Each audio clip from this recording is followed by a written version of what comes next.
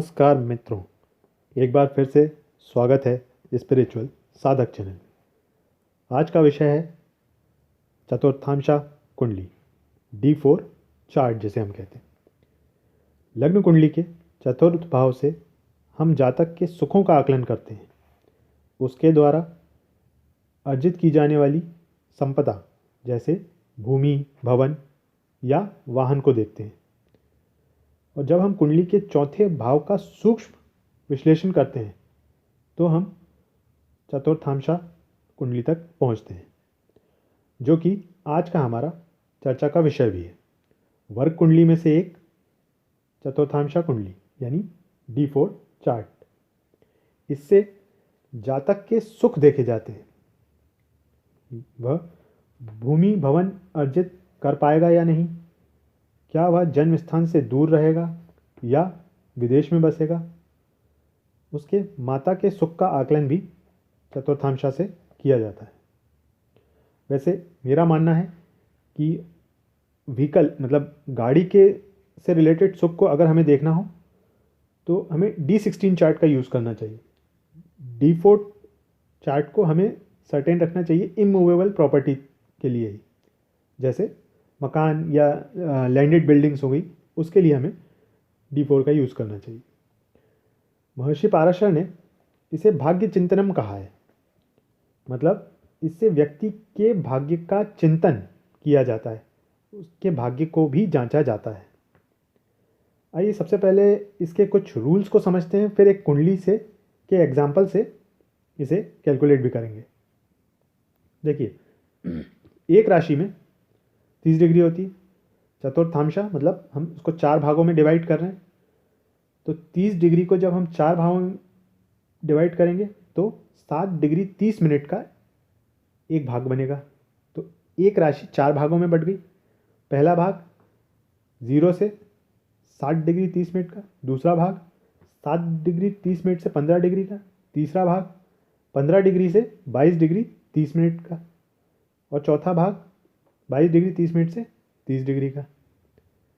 अब जब हम चतुर्थांशा निकालते हैं लग्न कुंडली से, तो मान लीजिए लग्न या कोई ग्रह 0 से 60 डिग्री 30 मिनट के बीच में है, तो जो काउंटिंग स्टार्ट होगी चतुर्थांशा की वो उसी राशि से होगी।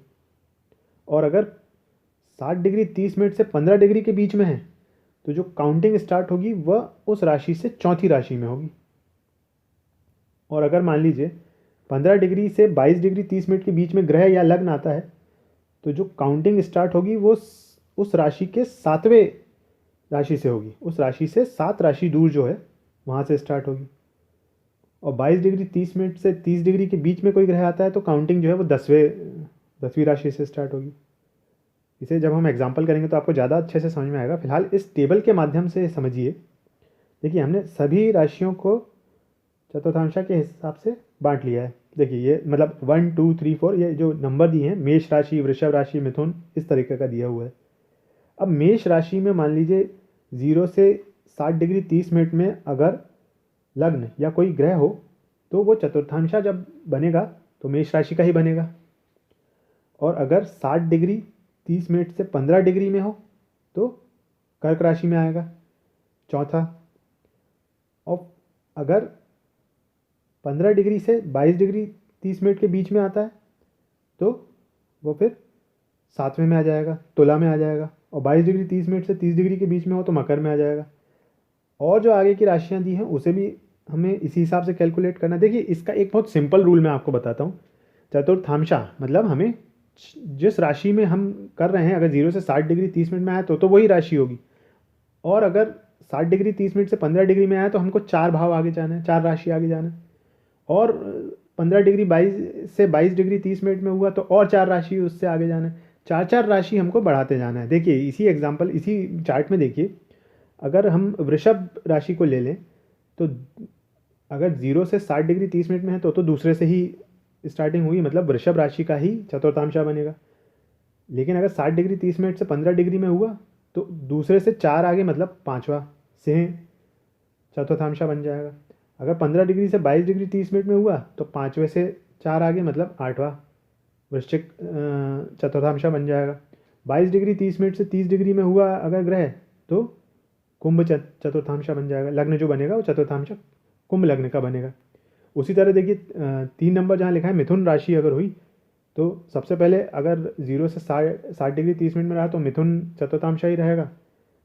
फिर 3 से 4 आगे मतलब 3 4 5 और छठा तो 6 मतलब कन्या लग्न का बनेगा अगर 60 डिग्री 30 मिनट से 15 डिग्री में हुआ। 6 से 4 आगे 6 7 8 और 9 अगर 15 डिग्री से 22 डिग्री 30 मिनट में हुआ तो धनु का चतुर्थांशा होगा। और मीन का चतुर्थांशा होगा अगर 22 डिग्री 30 मिनट से 30 डिग्री का हुआ। 9 से 4 आगे चले जाइए 9 10 11 और 12। तो हमें 4 4 राशि आगे चलनी है। एक सिंपल सा कॉन्सेप्ट है। अच्छा, इन चारों भागों को भी 4 देव कुमारों में बांटा गया है। यह है सनाका, सनादा, कुमारा और सनातना। इन चारों को ब्रह्मा के पुत्र भी कहा गया है। ये चारों जो पार्ट हैं ये इन्हीं देव कुमारों को दिए गए हैं। अब हम इसे एक कुंडली के माध्यम से कैलकुलेट करते हैं। यह एक कुंडली रख ली है हमने और उसके मान रख लिए हैं। यह तो हमारा चार्ट हमारे पास है ही ऑलरेडी। अब देखिए हम लग्न से चालू करते हैं। मिथुन लग्न है 12 डिग्री 27 मिनट मतलब 3 नंबर में 12 डिग्री 27 मिनट जो है वो 60 डिग्री 30 मिनट से 15 डिग्री के बीच में आएगा। कौन सा आ रहा है? 6 नंबर आ रहा है मतलब कन्या लग्न का चतुर्थांशा बन जाएगा। तो ये हमने कन्या लग्न का चतुर्थांशा बना लिया। सूर्य की पोजीशन देखिए, मेष राशि में 27 डिग्री 42 मिनट, 1 नंबर में 27 डिग्री 42 मिनट कहाँ आएगा? चौथे पार्ट में आ रहा है। तो 10 नंबर जहाँ है चतुर्थांशा कुंडली का वहाँ पे सूर्य देव को लोकेट कर लेंगे। पाँचवें चतुर्थांशा कुंडली के 5वें भाव में 10 नंबर लिखा हुआ है मकर राशि, यहाँ पे हम सूर्य को लोकेट कर लेते हैं। फिर चंद्र देखिए कुंभ राशि में 11 नंबर में 2 डिग्री 16 मिनट, तो 11 नंबर में 2 डिग्री मतलब 0 डिग्री से 60 डिग्री 30 मिनट 11 में ही रहेगा। चंद्रमा जो है वो 11 में ही रहेगा चतुर्थांशा में। अब मंगल देखिए वृषभ 2 नंबर में 17 डिग्री 13 मिनट, 2 नंबर में 17 डिग्री 13 मिनट मतलब ये आएगा 8 में। तो जो मंगल है उन्हें हम जहाँ 8 नंबर लिखा है मतलब जो वृश्चिक राशि है चतुर्थांशा कुंडली की तीसरा भाव, उसमें हम मंगल को लोकेट कर लेंगे। फिर बुध देव को देखिए मेष राशि मतलब 1 नंबर में 3 डिग्री 30 मिनट, तो ये 1 नंबर में ही रहेगा क्योंकि 0 से 60 डिग्री 30 मिनट में आ रहा है। तो जो हम बुध को लोकेट करेंगे वो जहाँ 1 नंबर है चतुर्थांशा में लिखा हुआ मतलब अष्टम भाव में हम इनको लोकेट कर लेंगे। फिर बृहस्पति देखिए मकर मतलब 10 नंबर हुआ मकर का 22 डिग्री 27 मिनट। अब 10 नंबर में 22 डिग्री 27 मिनट जहाँ आएगा तो ये कर्क में चले जाएंगे, चौथे जहाँ 4 लिखा हुआ है। तो चतुर्थांशा कुंडली के जहाँ 4 नंबर लिखा है यानी 11वां भाव, उसमें हम बृहस्पति को लोकेट करेंगे।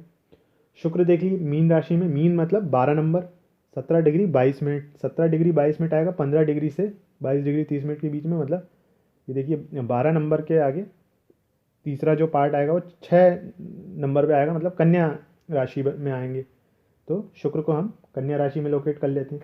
शनि देखिए वृश्चिक में 8 नंबर में 1 डिग्री 28 मिनट पे हैं, तो वृश्चिक 8 नंबर में 1 डिग्री 28 मिनट मतलब वृश्चिक में ही रहेंगे ये, क्योंकि वो 0 से 60 डिग्री 30 मिनट में आ रहे हैं। तो हम यहाँ लोकेट कर लेते हैं वृश्चिक में 8 में। राहु को देखिए मेष में 24 डिग्री 36 मिनट, मेष मतलब पहला, 24 डिग्री 36 मिनट मतलब चौथा पार्ट। तो 10 नंबर जहाँ लिखा है चतुर्थांशा का वहाँ हम राहु को लोकेट कर लेंगे। ये 5वें भाव में लिखा है, सूर्य के साथ राहु आ जाएंगे। उसी तरह केतु को देखिए तुला 7 नंबर में 24 डिग्री 36 मिनट चौथा पार्ट आएगा। तो जो केतु देव हैं वो चौथे जहाँ 4 नंबर लिखा है चतुर्थांशा कुंडली का वहाँ पे आ जाएंगे। देखिए जो 22 डिग्री 30 मिनट से 30 डिग्री है तुला का, उसमें चौथा पार्ट जो है वो कर्क में आ रहा है, तो कर्क में केतु आ जाएंगे मतलब 11वें भाव में आ जाएंगे चतुर्थांशा कुंडली के। तो इस तरह से हमने सारे ग्रहों को लोकेट कर दिया है। इसी तरह से हमें इसे कैलकुलेट भी करना है। अब हम इसे देखते हैं कि हम इसे एनालाइज कैसे करते हैं। इसको एनालाइज करने के लिए हमें कुछ पॉइंट्स याद रखने पड़ेंगे। देखिए सबसे पहला पॉइंट जो आता है, जब भी आप डिविजनल चार्ट को एनालाइज करते हैं तो हमें असेंडेंट को तो लेना ही पड़ता है, लग्न को तो हमें लेना ही पड़ता है। और हम जिस पर्टिकुलर चीज़ का वो डिविजनल चार्ट है, जैसे ये चौथे भाव का है तो हम पहला भाव ले रहे हैं और चौथा भाव, अब पहले भाव और चौथा भाव किसका, चतुर्थांशा का, ये देखिए कि ये मजबूत हैं या नहीं किसी कुंडली में, चतुर्थांशा कुंडली में इनके इन भाव के स्वामी मजबूत हैं या नहीं, या ये भाव जो हैं वो पाप ग्रहों से दृष्ट तो नहीं है, या इनके जो स्वामी हैं वो कहीं 6, 8, 12 में या नीच की पोजीशन में तो नहीं बैठे हुए हैं। पहले और चौथे भाव के स्वामी का अगर त्रिकोण या केंद्र में हो तो जो इसका फल मिलता है वो अच्छा मिलता है, भूमि भवन से रिलेटेड। ये हमने देखा D4 में पहले और चौथे भाव को। इसी तरह हमें जो D1 में हमारे पहले और चौथे भाव के स्वामी हैं, मतलब लग्न कुंडली में जो हमारे चौथे भाव और पहले भाव के स्वामी हैं, उनकी पोजीशन हम D4 में देख लेते हैं। देखिए D1 को तो हमें साथ में लेना ज़रूरी है, क्योंकि D1 ही हमारा मेन चार्ट है, लग्न कुंडली ही हमारी मेन कुंडली है। वो तो हम सर्जिकली जब उसे ओपन करते हैं चौथे भाव को, तब हम चतुर्थांशा तक पहुंचते हैं। तो हमें लग्न को तो देखना, लग्न कुंडली को देखना बहुत ज़्यादा ज़रूरी है। कभी कभी ऐसा होता है कि लग्न कुंडली में जो पहले और चौथे भाव के स्वामी हैं वो मजबूत हों, लेकिन उनका रिजल्ट नहीं मिलता है। तो जब हम उसे चतुर्थांशा में देखते हैं तो वो वीक पोजीशन में होते हैं, और इसका वाइस वर्सा भी होता है। तो हमें पहला तो हमने देख लिया पहले और चौथे भाव के स्वामी चतुर्थांशा के कैसी पोजीशन में, उनके ऊपर पाप ग्रहों की दृष्टि तो नहीं है, चौथे और पहले भाव में पाप ग्रह तो नहीं बैठे हैं, नीच के होके तो नहीं बैठे। फिर दूसरा पॉइंट हमारा था कि हम लग्न कुंडली के पहले और चौथे भाव की पोजीशन भी देख लें, उनका बल भी इसमें देख लें। फिर तीसरा पॉइंट आता है, चूँकि ये भूमि भवन से रिलेटेड है तो मंगल को हम प्रॉपर्टी से रिलेट कर सकते हैं, भूमि भवन से रिलेट कर सकते हैं। तो इसलिए हमें इस चतुर्थांशा कुंडली में मंगल की पोजीशन को भी देखना होगा कि मंगल किस पोजीशन में, कहीं नीच के तो नहीं है, कहीं 6, 8, 12 में तो नहीं है, अच्छी पोजीशन में है, केंद्र में है, त्रिकोण में है, किस भाव में है। तो प्रॉपर्टी के लिए हमें मंगल को देखना होगा। अब अगर आप बिल्डिंग कंस्ट्रक्शन कर रहे हो या करना चाहते हो तो केतु को देख लीजिए उसमें। वैसे तो ये मंगल को ही देखने के लिए है चार्ट, लेकिन अगर आपको हर ग्रह से रिलेटेड कुछ देखना हो तो केतु के लिए आप कंस्ट्रक्शन वर्क देख सकते हैं। शुक्र को देख सकते हैं आप लग्जरियस विला के लिए, अगर आप लग्जरियस बंगला बनाना चाह रहे हैं तो उसके लिए आप शुक्र की पोजीशन देख लीजिए। बृहस्पति को आप चेक कर सकते हैं संपूर्ण सुखों के लिए, ओवरऑल ब्लिस जैसे कहते हैं। बृहस्पति अगर अच्छी पोजीशन में है तो भवन भूमि से रिलेटेड अच्छा आपको रिजल्ट मिलेगा। माता के प्रेम के लिए हम चंद्रमा को देख सकते हैं। मन की शांति के लिए, पीस ऑफ माइंड, उसके लिए हम चंद्रमा की पोजीशन देख सकते हैं, कहीं ख़राब पोजीशन में तो नहीं है, अच्छी पोजीशन में है या नहीं। तो इन 3 पॉइंट्स के आधार पे हमें चतुर्थांशा को एनालाइज करना होता है। अगर ये तीनों पॉइंट्स आपके अच्छे निकल के आते हैं तो भूमि भवन से रिलेटेड आपको फ़ायदा मिलता है। अगर कहीं कुछ बुरे निकल के आते हैं तो प्रॉब्लम्स फेस करनी पड़ती है। अब इसमें कुछ इम्पॉर्टेंट पॉइंट्स बताए गए हैं ज्योतिष की किताबों में, या आप इनको एनालाइज करेंगे तो आपको भी समझ में आएगा। तो वो पॉइंट्स मैं आपको बता रहा हूँ। देखिए, जैसे अगर चतुर्थांशा कुंडली का दूसरे जो भाव होता है चतुर्थांशा कुंडली का, जब वह कनेक्ट होगा चौथे भाव से तो व्यक्ति अपनी प्रॉपर्टी बेचकर लाभ उठाता है। दूसरा और चौथा भाव जब कनेक्ट होगा किसी भी तरह से, उनके स्वामी के थ्रू या दृष्टि के थ्रू, तो व्यक्ति अपनी प्रॉपर्टी बेचकर लाभ उठाता है, क्योंकि दूसरा भाव जो है वो 11वां होता है चौथे से, तो लाभ तो मिलेगा, प्रॉपर्टी बेचकर लाभ उठाएगा। जब तीसरे का कनेक्शन चौथे भाव से हो तो किराए पर देता है प्रॉपर्टी, लीज पे देता है। चौथा और 9वां अगर कनेक्ट हो तो अपने जन्म स्थान से दूर प्रॉपर्टी बनाता है जातक। फिर चौथा पॉइंट आ जाता है, चौथा और 12वां अगर एक दूसरे से कनेक्ट हो, किसी भी रूप में अगर चौथे और 12वें का कनेक्शन होता है तो व्यक्ति विदेश में बसता है, जाके वो फॉरेन में सेटल्ड होता है, अब्रॉड जैसे हम कहते हैं, विदेश में बसता है। चौथे और 11वें का अगर कनेक्शन होता है तो प्रॉपर्टी में धोखे का योग बनता है, क्योंकि चौथा जो है वो 11वें से 8वां है, मतलब सॉरी 11वां जो है वो चौथे से 8वां भाव है, तो इसलिए प्रॉपर्टी में धोखे का योग भी बनता है। चौथा, 8वां और 11वें का अगर कनेक्शन बनता है तो व्यक्ति को पैतृक जमीन जायदाद मिलती है। अगर 4, 8 और 11 एक कनेक्शन बनाते हैं तो व्यक्ति को पैतृक जमीन जायदाद मिलती है। फिर हमारा पॉइंट आता है राहु केतु अगर चौथे भाव में हो या कनेक्शन बनाए चौथे से तो प्रॉपर्टी में धोखा मिलने का योग बनता है। फिर जो हमारा लास्ट पॉइंट है वो है चौथे भाव में अगर मूवेबल राशि आती है तो व्यक्ति किराए के मकान में रहता है। अब देखिए इस पॉइंट को ज्योतिष की किताबों में कहा जरूर गया है, लेकिन किसी भी चीज़ को आप दो रूपों में देखा कीजिए, उसके नेगेटिव एस्पेक्ट को नहीं, पॉजिटिव पॉइंट को पकड़ा कीजिए। देखिए मेरा ये मानना है कि आज की डेट में अगर हम ये कहें कि किसी को ये बताएं, अगर आप किसी की कुंडली एनालाइज कर रहे हैं या आप अपनी कुंडली देख रहे हैं और आप ये देख लें कि मूवेबल साइन है और हम ये सोचें कि किराए का मकान ही रहेगा, अपना घर बनाना आज की डेट में बहुत डिफ़िकल्ट है और व्यक्ति का सपना रहता है पूरा वो धन एकत्रित करता है अपना घर बनाने के लिए, और अगर हम ऐसा उसको बता दें या हम अपने उसमें देख लें तो निराश ना हो, इसको लेके निराश ना हो। ये इसको एक अलग प्रोस्पेक्ट से देखिए, एक अलग पर्सपेक्टिव से देखिए। देखिए चौथे भाव में अगर मूवेबल राशि आती है तो व्यक्ति का किराए का मकान हो सकता है, लेकिन ऐसा भी हो सकता है कि व्यक्ति के पास एक से ज़्यादा भवन हो, अलग अलग जगह पे, अलग अलग लोकेशन पे उसके पास एक से ज़्यादा भवन हो, ये भी इसमें संभावना बनती है। और व्यक्ति एक घर में कुछ समय और दूसरे घर में कुछ समय और तीसरे घर में कुछ समय, ऐसा भी हो सकता है कि वो एक घर में ना टिके, वो मूवेबल रहे अपने हर एक घर में। तो अगर आप अपनी कुंडली देख रहे हैं या किसी की कुंडली पे प्रिडिक्शन दे रहे हैं तो सामने वाले को हतोत्साहित मत करिएगा, उसका प्रोत्साहन बढ़ाइएगा।